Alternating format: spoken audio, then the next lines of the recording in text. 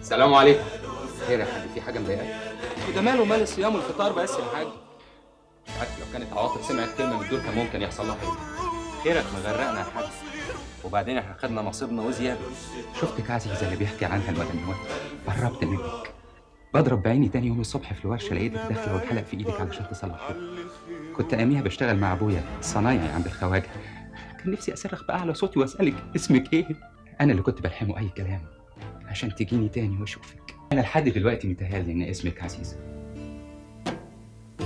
ايه معنى دنيتنا وغاية حياتنا إذا بعنا فطرتنا البريئة الرقيقة؟ وإزاي نبص لروحنا جوا مراياتنا إذا عارفة انت كمان شايفه ان ده حقي؟ كلهم شايفين حقي انا بس. طب حقك انت فين؟ العواطف اللي يدور على الحق ما يدورش على النص ويسيب النص التاني. الحق ما يتقسمش اتنين، الحق لو اتشق يبقى باطل. انا ما اشتكيتش لحد ابدا وقلت عاوز عيال.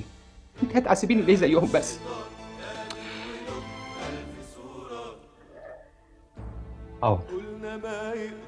مش انت ابدا اللي هتجوز عليكي، لو حتى عشان اكون اب. انت قلت ايه يا حاج؟ ربنا مش هيكسفنا ابدا. انا كنت واثق اننا مش هنمدله ايدينا ونطلب منه وندعيه ويردها فاضيه. امال بتقول ايه؟ هي اللي دعت لنا يعني وربنا استجاب لها؟ المال تجيبه الريح وتاخده الهوايل، أما البنون يوم الحساب بيفوتونا. مال إيه ده لو كان مال قارون كله زايل، ولا غير عمايل الخير ياهو ينجدونا.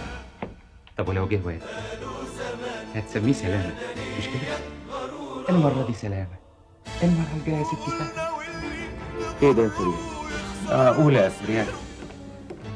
إذا كنت أنا أساسا بعت نصيبي في الجنة. لا خلاص،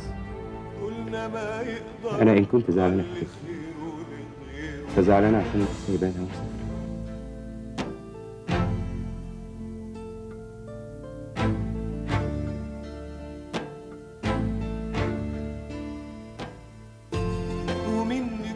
حبيبتي انت اختي الصغيرة، ليه كده يا فريال؟ ليه عايزه تحسسيني ما ينفعش طبلة ولا طهر؟ ليه عايزه تخلصي عليا؟ ليه عرق الحنيه اتقطع مره واحده؟ ليه؟ وبكرة ده منين يجي إلا بإيدينا؟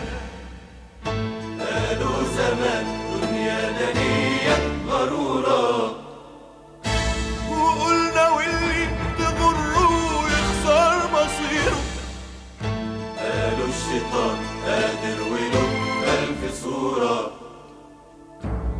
قلنا ما يقدر علي خيره لغيره.